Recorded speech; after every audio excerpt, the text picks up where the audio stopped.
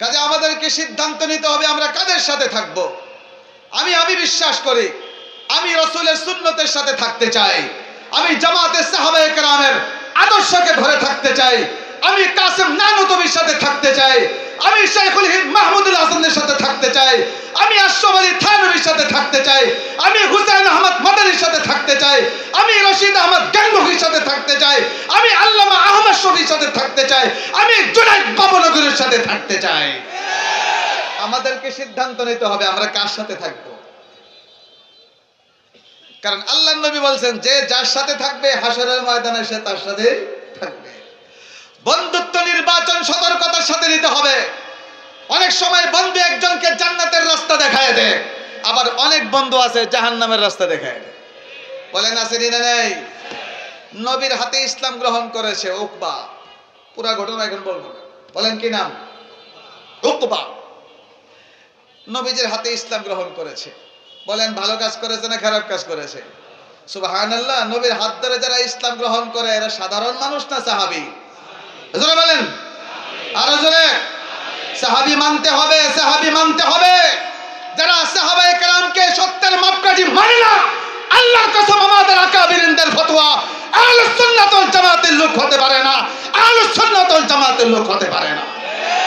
সাহাবায়ে কেরামের আদর্শকে মাইনাস করে কেউ ইসলামপন্থী হতে পারে না, ইসমতি আম্বিয়াকে অস্বীকার করে ইসলামপন্থীর ঠিকাদার হতে পারে না।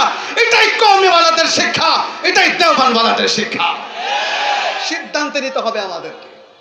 يوم يعض الظالم على يديه يقول يا ليتني اتخذت مع الرسول سبيلا يا ويلتى ليتني لم أتخذ فلانا خليلا لقد أضلني عن الذكر بعد إذ جاءني وكان الشيطان للإنسان خذولا بارك الله لنا ولكم في القرآن العظيم ونفعنا وإياكم بالآيات والذكر الحكيم. وقال النبي صلى الله عليه وسلم المرء مع من أحبه أو كما قال عليه الصلاة والسلام. صلى الله على سيدنا ومولانا محمد وعلى آله وأصحابه وبارك وسلم. জামিয়াতুল আলিজা ইসলামিয়া মাদ্রাসার আজকের এই মুবারক ইসলামী মহাসম্মেলনের সম্মানিত সভাপতি, মঞ্চে উপস্থিত জাতির বিবেক বিজ্ঞ উলামায়ে কেরাম, আমার সামনে সমবেত সর্বস্তরের দিন দরদি ভাইয়েরা, আল্লাহ আমাদেরকে ভালোবেসে এই মজলিসে হাজির হওয়ার তৌফিক দিয়েছেন, আলহামদুলিল্লাহ। আমি অল্প কথা বলবো, যেহেতু আমি রেখে এসেছি মাদ্রাসার মেহমানখানায় মুনাজির আজম হযরত মাওলানা নূরুল ইসলাম অলিপুরি সাহেব দামাত বারাকাতুহু। আপনারা তার জবান থেকে আলোচনা শোনার জন্য অপেক্ষায় আছেন। আমি মঞ্চে উপস্থিত হয়ে একটু আবেগ আপ্লুত। এই মাদ্রাসা যখন একেবারে সূচনার দিক, তখন আমি আমার আব্বাজি রহমতুল্লাহ আলাইহির সাথে এখানে এসেছিলাম। হযরতুল আল্লামা তাফাজ্জুল হক হবিগঞ্জি রহমতুল্লাহ আলাইহির সাথে দীর্ঘ বছর পর আজকে আপনাদের সাথে আবারও মুলাকাত। আল্লাহ যেন আমাদের ওই সমস্ত বুজুর্গানে দ্বীনের কবরকে আল্লাহ নূর দ্বারা ভরে দেন। এই মাদ্রাসাকে আল্লাহ যেন কিয়ামত পর্যন্ত দায়েম রাখেন, কায়েম রাখেন। আমাদের এখানে একটি মজলিস, বাংলাদেশে আরো মজমা হয়, আরো সভা হয়। প্রশ্ন হলো আমরা কাদের সভায় যাব? নবীজির একজন প্রিয় সাহাবী রাসূল করিম সাল্লাল্লাহু আলাইহি সাল্লামকে প্রশ্ন করলেন, ইয়া রাসূলুল্লাহ, আমরা কাদের সভায় থাকব, কাদের মজলিসে উপস্থিত হব, কাদের বক্তব্য শুনব? রাসূল করিম সাল্লাল্লাহু আলাইহি সাল্লাম তিনটা কোয়ালিটির কথা বলেছেন। এক নম্বর, ইউযাক্কিরুকুম বিল্লাহি রুয়াতুহু, যাদেরকে দেখলেই আল্লাহর কথা মনে হয়। হযরত আল্লামা আহমদ শফী রাহমাতুল্লাহ আলাইহি, উনাকে দেখলেই আল্লাহর কথা মনে হতো। জুনায়েদ বাবনগরীকে দেখলেই আল্লাহর কথা মনে হতো। নূর হোসেন কাসিমি রাহমাতুল্লাহ আলাইহিকে দেখলেই আল্লাহর কথা মনে হতো। শেখুল হাদিস আল্লামা আজিজুল হক রাহমাতুল্লাহ আলাইহিকে দেখলেই আল্লাহর কথা মনে হতো। বর্তমানেও মুহিবুল্লাহ বাবনগরীর মতো ব্যক্তিদেরকে দেখলে আল্লাহর কথা মনে হয়। তাহলে আমাদেরকে সিদ্ধান্ত নিতে হবে আমরা এই সমস্ত ব্যক্তিদের মজলিসে বসব। দুই নম্বর, নবী বলেন ওয়াজাদা ফি ইলমিকুম মানতিকুহু, যার আলোচনা শুনলে তোমাদের ইলম বাড়ে। বর্তমানে অনেকের আলোচনা শুনলে ইলম কমে। বড় অবাক হয়ে যায়, ওয়াজের মঞ্চে বসেও একজন বলতেছেন নামাজ পড়লে জান্নাতে যাওয়া যায়, কোরআনেই পাই নাই। বলেন তো, নামাজ পড়লে জান্নাতে যায় না জাহান্নামে যায়? জানেন না মনে হয় আপনারা? এত কম আওয়াজে বলেন, নামাজ পড়লে মানুষের ঠিকানা জান্নাত হয় না জাহান্নাম হয়? কোথায় আছে? والذين هم على صلواتهم يحافظون أولئك هم الوارثون। আল্লাহ তো কোরআনে বললেন যারা নামাজের হেফাজত করবে, আল্লাহ বলেন শুধু জান্নাতে প্রবেশ করবে তাই না, জান্নাতুল ফেরদাউসের ওয়ারিস হয়ে যাবে। কোরআনের এই বাণী যারা জানে না, যারা খুঁজে পায় না, আল্লাহর কসম করে বলে এরা কোনো দ্বীনি মজলিসে কথা বলার যোগ্যতা রাখে না। এদেরকে আপনারা ভাইরাল বানায় দেন। এখন বলেন এই সমস্ত ব্যক্তিদের ওয়াজে বসলে ইলম বাড়ে না কমে? এখন বলেন আল্লাহর নবীর হাদিস কি কয়, এদের মজলিসে বসবেন? তো নবী বলেন ওয়াজাদা ফি ইলমিকুম মানতিকুহু, যার আলোচনা তোমাদের ইলম বাড়ায় তাদের মজলিসে বসো। অলিপুরি সাহেবের মজলিসে বসেন, ইলম বাড়বে। আমাদের জাতীয় মসজিদের খতিবের কোনো বয়ানে, কোনো অনুষ্ঠানে 10 মিনিট বসবেন, অনেক ইলম পাবেন। 3 নম্বর, আল্লাহর নবী বলেন ওয়াইদাক্কিরুকুম বিল আখিরাতি আমালুহু, যার আমল দেখলে তোমাদেরকে আখিরাতের কথা স্মরণ করায় দেয়, এমন ব্যক্তির আলোচনা শুনবা।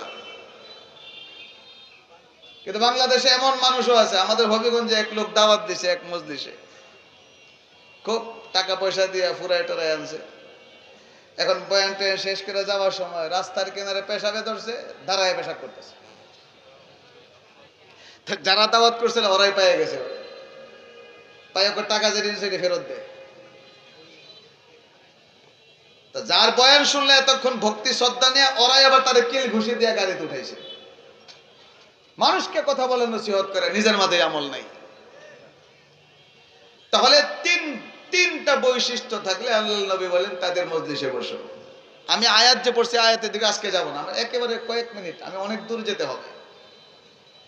তাহলে নবী বলেন যাদেরকে দেখলেই আল্লাহর কথা মনে হয়, যাদের আলোচনা শুনলে ইলম বাড়ে, যাদের আমল দেখলে আখিরাতের কথা মনে হয়। আলহামদুলিল্লাহ, এই 3 বৈশিষ্ট্যওয়ালা লোক এখনো দেওবন্দি সিলসিলার কওমি মাদ্রাসায় আছে। কথা বলেন না? বলেন আছে না নাই? আরো জোরে বলেন আছে না নাই? এখন বলেন আপনাদের সম্পর্ক কাদের সাথে করবেন? এক সাহাবী আল্লাহ রাসূলকে বলেন ইয়া রাসূলুল্লাহ মাতাস সাআ, কিয়ামত কখন? নবী বলেন কিয়ামত কখন এই প্রশ্নের উত্তর পরে তুমি কি প্রস্তুতি নিছো সেটা বলো। কিয়ামত কখন হবে এটা তো আল্লাহ ছাড়া কেউ জানে না, একমাত্র আল্লাহ জানেন কিয়ামত কখন হবে। এই জন্য নবী বলেন কিয়ামত কখন হবে এটা তো আল্লাহ ছাড়া কেউ জানে না। কিন্তু হাসরের ময়দানে ভয়াবহ অবস্থা থেকে বাঁচার জন্য তোমার কি প্রস্তুতি সেটা বলো। সাহাবী বলেন ইয়া রাসূলুল্লাহ, সহজ সরল, আমাদের মতো এত ঘুরায় পেঁচায় জবাব দেওয়ার অভ্যাস সাহাবীদের ছিল না, আমরা তো ঘুরায় পেঁচায় জবাব দেই। সাহাবী বলেন ইয়া রাসূলুল্লাহ, আমার তেমন কোনো আমল নাই, তবে একটা আমল বড় মজবুত আছে আমার। নবীজি, আমি আপনাকে সবকিছু থেকে বেশি ভালোবাসি। বলেন সব থেকে ভালোবাসা হবে কার? আল্লাহর এবং আল্লাহর রাসূলের। তখন রাসূল বলেন আনতা মা'a মান আহবাবতা, তুমি যাকে ভালোবেসেছো কাল কিয়ামতের ময়দানে তুমি তার সাথেই থাকবে। কাজে আমাদেরকে সিদ্ধান্ত নিতে হবে আমরা কাদের সাথে থাকব। আমি বিশ্বাস করি আমি রাসূলের সুন্নতের সাথে থাকতে চাই, আমি জামাতের সাহাবায়ে কেরামের আদর্শকে ধরে থাকতে চাই, আমি কাসেম নানুতুবির সাথে থাকতে চাই, আমি শাইখুল হিন্দ মাহমুদুল হাসানের সাথে থাকতে চাই, আমি আশরাফ আলী থানভীর সাথে থাকতে চাই, আমি হুসাইন আহমদ মাদানির সাথে থাকতে চাই, আমি রশিদ আহমদ গাঙ্গুহির সাথে থাকতে চাই, আমি আল্লামা আহমদ শফির সাথে থাকতে চাই, আমি জুনাইদ বাবনগরের সাথে থাকতে চাই। আমাদেরকে সিদ্ধান্ত নিতে হবে আমরা কার সাথে থাকব। কারণ আল্লাহর নবী বলছেন যে যার সাথে থাকবে হাসরের ময়দানে সে তার সাথে থাকবে। বন্ধুত্ব নির্বাচন সতর্কতার সাথে নিতে হবে। অনেক সময় বন্ধু একজনকে জান্নাতের রাস্তা দেখায় দেয়, আবার অনেক বন্ধু আছে জাহান্নামের রাস্তা দেখায় দেয়। বলেন আছে না নেই? নবীর হাতে ইসলাম গ্রহণ করেছে উকবা, পুরা ঘটনা এখন বলবো না, বলেন কি নাম? উকবা নবীজির হাতে ইসলাম গ্রহণ করেছে। বলেন ভালো কাজ করেছে না খারাপ কাজ করেছে? সুবহানাল্লাহ। নবীর হাত ধরে যারা ইসলাম গ্রহণ করে এরা সাধারণ মানুষ না সাহাবী? জোরে বলেন, আরো জোরে। সাহাবী মানতে হবে, সাহাবী মানতে হবে। যারা সাহাবায়ে কেরামকে সত্যের মাপকাঠি মানে না, আল্লাহর কসম আমাদের আকাবিরিনদের ফতোয়া আহলুস সুন্নাত ওয়াল জামাতের লোক হতে পারে না, আহলুস সুন্নাত ওয়াল জামাতের লোক হতে পারে না। সাহাবায়ে কেরামের আদর্শকে মাইনাস করে কেউ ইসলামপন্থী হতে পারে না, ইসমাতি আম্বিয়াকে অস্বীকার করে ইসলামপন্থীর ঠিকাদার হতে পারে না। এটাই কওমিওয়ালাদের শিক্ষা, এটাই দেওবন্দওয়ালাদের শিক্ষা। সিদ্ধান্ত নিতে হবে আমাদেরকে কাদের সাথে আমরা আছি। হযরত উকবা ইসলাম গ্রহণ করেছেন নবীর হাত ধরে। কত বড় সৌভাগ্য আল্লাহ তাকে দিয়েছেন, সাহাবী হওয়ার মর্যাদা অর্জন করেছে। কিন্তু তার ঘনিষ্ঠ বন্ধু ছিল একজন, এটার নাম হলো উবাই ইবনে খালফ। এ যখন সংবাদ পেল তার ঘনিষ্ঠ বন্ধু মুহাম্মদের হাত ধরে ইসলাম গ্রহণ করেছে, ও তেলে বেগুনে জ্বলে উঠছে। উকবার কয়, উকবা তোমার সাথে আমার দীর্ঘ বন্ধুত্ব ছিল, গভীর বন্ধুত্ব ছিল, কাজে আজ থেকে তোমার সাথে আমার বন্ধুত্ব ক্যান্সেল, তোমার সাথে বন্ধুত্ব চলবে না। কারণ এক ব্যক্তি নবীর হাত ধরে মুহাম্মদের হাত ধরে মুহাম্মদের ধর্ম গ্রহণ করবে, আবার আমার সাথে বন্ধুত্ব রাখবে, এমন বন্ধুত্ব আমি করব না। আমার বন্ধুত্ব হবে ওই ব্যক্তির সাথে যে মুহাম্মদের দুশমন হবে। উকবা বলে, ভাই আমি বিপদে পড়ে ইসলাম গ্রহণ করেছি, কারণ মুহাম্মদ বলে আমি ইসলামের কথা না বললে আমার ঘর থেকে না খেয়ে চলে যাবে, আমি দাওয়াত দিয়েছিলাম, কাজেই বলো তোমার সাথে বন্ধুত্ব কিভাবে টিকাবো। উবাই শর্ত দিয়েছে, যে মুখে মুহাম্মদের সামনে ইসলামের কথা বলেছিস ওই মুখ দিয়ে মুহাম্মদের সামনে দাঁড়ায়া মুহাম্মদের চেহারা যদি থুথু নিক্ষেপ করতে পারিস তাহলে তুই আমার বন্ধু থাকবি। উকবাকে চলো রাইট, তোমার বন্ধুত্ব থাকতে হবে। যেই উকবা নবীর হাত ধরে ইসলাম গ্রহণ করলো, বন্ধুর কথায় নবীর সামনে গিয়া বলে, মুহাম্মদ তোমার ইসলাম ফেরত নিয়ে যাও, থু থু থু। এখন বলেন তো উকবা এখন জান্নাতি না জাহান্নামী? কার কথায়? কথা বলে না, কার কথায়? আরো যারা বলেন কার কথায়? যে ব্যক্তি নবীর হাত ধরে সাহাবী হওয়ার মর্যাদা অর্জন করেছিল, একজন বিভ্রান্ত গুমরাহ পথভ্রষ্ট বেঈমান, তার সাথে বন্ধুত্ব থাকার কারণে এই বন্ধু তাকে জান্নাতের রাস্তা থেকে সরাইয়া জাহান্নামী বানায় দিয়েছে। আল্লাহ তখন আয়াতে নাজিল করলেন সূরা ফুরকানে, يوم يعض الظالم على يديه يقول يا ليتني اتخذت مع الرسول سبيلا يا ويلتى ليتني لم أتخذ فلانا خليلا لقد أضلني عن الذكر بعد إذ جاءني وكان الشيطان للإنسان خذولا আল্লাহ বলেন যে নবীর হাতে ইসলাম ফিরিয়ে দিল বন্ধুর কথায় জালেম জালেম জালেম আল্লাহ পাক রব্বুল আলামিন বলেন এই জালেমের পরিণতি কাল হাসরের মাঠে তার উভয় হাতকে কামড়াবে আর আফসোস করবে বলেন মানুষ যখন আফসোস করে হাত কামড়ায় না কথা কয় না হাত কামড়ায় আঙ্গুল কামড়ায় হায় এত ভালোবাসলাম সুইটা গেল আল্লাহ বলেন কিয়ামতের ময়দানে যখন জাহান্নামের ভয়াবহ দৃশ্য তার সামনে আসবে আফসোস করবে আর চিৎকার করবে হায় হায় আমার বন্ধুর কথায় মুহাম্মদের রাস্তা ছেড়ে দিলাম আজকে যদি আমি মুহাম্মদ রাসূল আল্লাহর রাসূলের রাস্তাকে ধরে থাকতাম তাহলে আজকে আমার এই পরিণতি হতো না আফসোস করবে আর হাত কামড়াবে আর কি বলবে ইয়া ওয়াইলাতা লাইতানি লাম আত্তাখিয ফুলানান খলিলা হায় অমুক ব্যক্তিকে যদি আমি বন্ধু হিসাবে গ্রহণ না করতাম অমুক ব্যক্তিকে যদি আমি বন্ধু হিসাবে গ্রহণ না করতাম অমুক ব্যক্তিকে যদি আমি বন্ধু হিসাবে গ্রহণ না করতাম আফসোস করবে আর হাত কামড়াবে আমার কথা বলার উদ্দেশ্য হলো এখানে অনেক ধরনের মানুষ আছে আমাদের বাংলাদেশে একদিকে ওয়াজের মজলিস আর একদিকে যায় পাবেন বিভিন্ন গ্রামে গঞ্জে এখন বাউল সম্প্রদায়ের মজলিস বলেন আসেনি না নাই আর হুজুরে বলেন বাউলদের আকীদা জানেন কেউ জানে না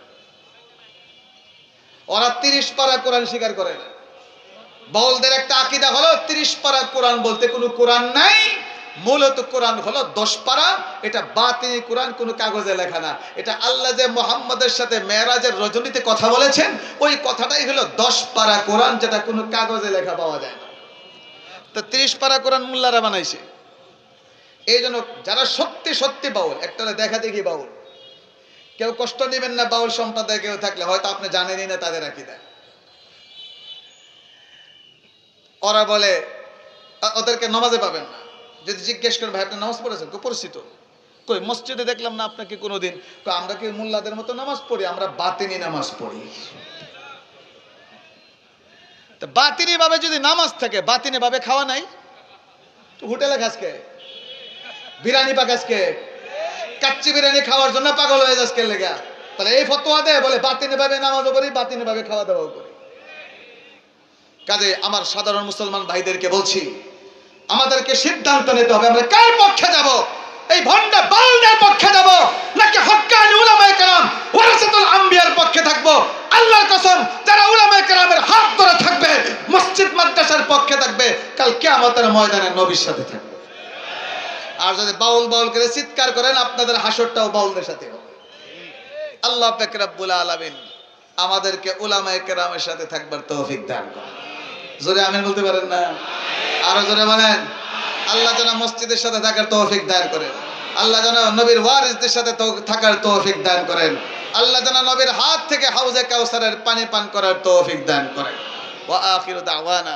আনিল হামদুলিল্লাহি রাব্বিল আলামিন আসসালামু আলাইকুম ওয়া রাহমাতুল্লাহি ওয়া বারাকাতুহু অলিপুরি হুজুর আইতেছেন উঠবেন না